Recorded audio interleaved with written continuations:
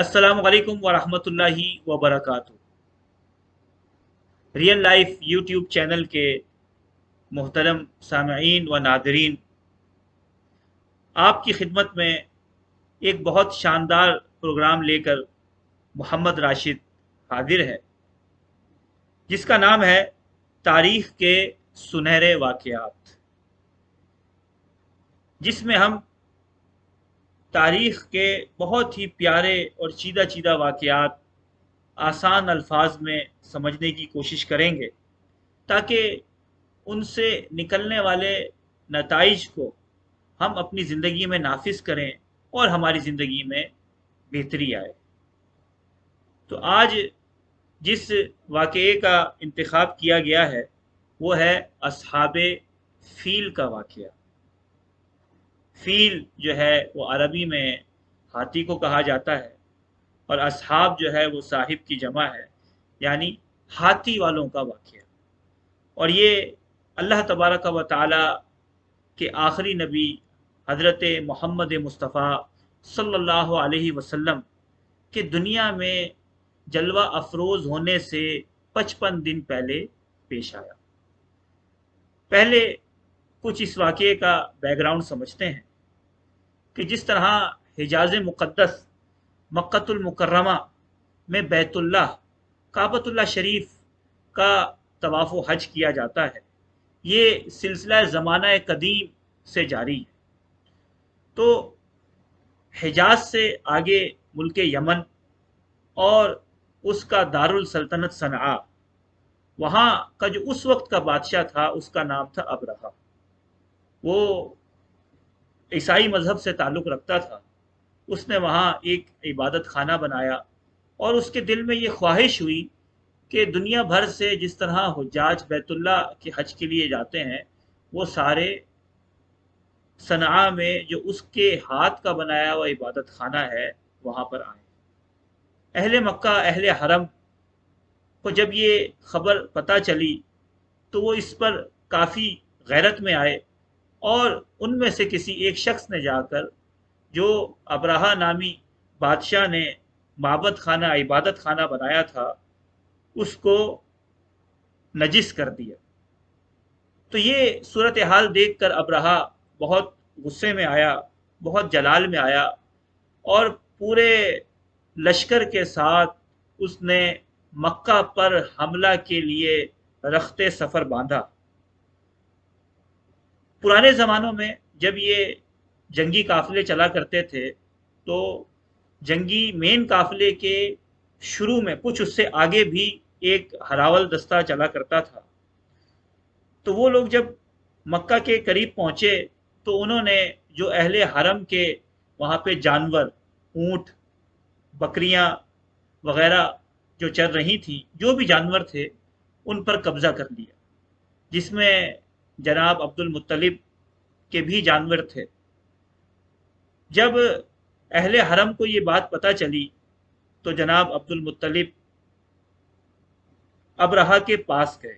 जब उसने एक दराज का बारोब शख्सियत को देखा जो कि सरदारान कुरैश में से था, तो अबरहा ने बड़ी इज़्ज़त व तकरीम की, और इस वक्त तक ये इनका लश्कर मक्का के गिर्द जो है वो घेराबंदी करके अपना पड़ाव डाल चुका था, और उसे अपने बराबर में बिठाया और बड़ी ताज़ीम और इज़्ज़त से सवाल किया और आने का मकसद दरियाफ्त किया।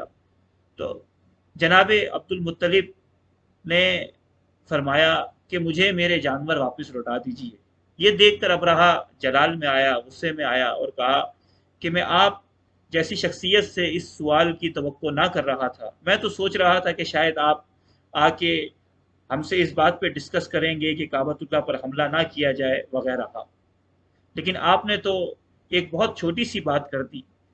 तो जनाब अब्दुल मुत्तलिब ने जवाब दिया कि मुझे मेरे ऊँटों की फ़िक्र है, मुझे मेरे जानवरों की फ़िक्र है। काबतुल्लाह शरीफ का जो रब है, काबतुल्लाह शरीफ का जो मालिक है, वो इंशाअल्लाह इसकी खुद हिफाजत फरमाएगा। अबरहा ने ऊँट और जानवर जो भी थे आपके वापस किए, आप वापस मक्का आए, और अहले हरम को कहा कि आप सब जो है वो पहाड़ों पर और दरीचों में और गारों में चले जाएं, वहाँ पनाह लें, और ख़ुद चंद अहबाब के साथ काबतुल्लाह शरीफ का दरवाज़ा पकड़कर काबतुल्लाह शरीफ की हिफाजत के लिए दुआ की।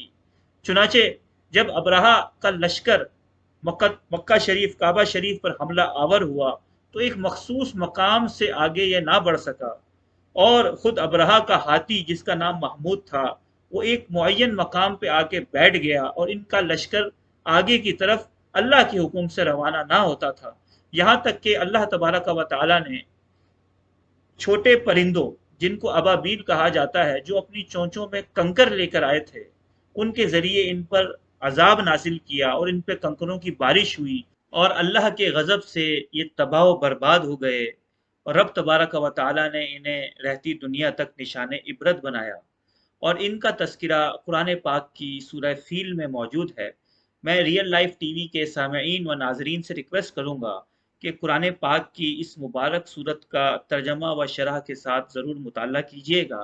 अब इस वाक़े को मज़ीद समझने के लिए हम चलते हैं इस्लामी स्कॉलर जनाब मुहतरम राव मंजूर अली हाफिज़हुल्लाह की जानिब, और मैं देखने वाले सामईन किराम व नादरीन उज़्ज़ाम से रिक्वेस्ट करूँगा कि आप काइंडली चैनल को सब्सक्राइब करें, लाइक करें, बेल आइकन पर भी क्लिक करें और इसे ज़्यादा से ज़्यादा शेयर करें।